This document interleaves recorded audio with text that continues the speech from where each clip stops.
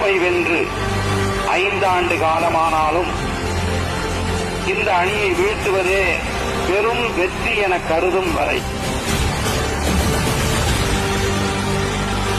எங்கு இந்த அணி இறுதிப் போட்டிக்கு தகுதி பெற்று விடுமோ என்ற அச்சம்.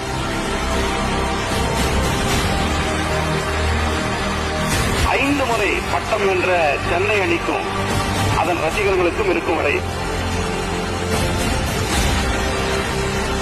IPL கிரிக்கெட்டை ஆள்வது மும்பை இந்தியன்ஸ் அணியே.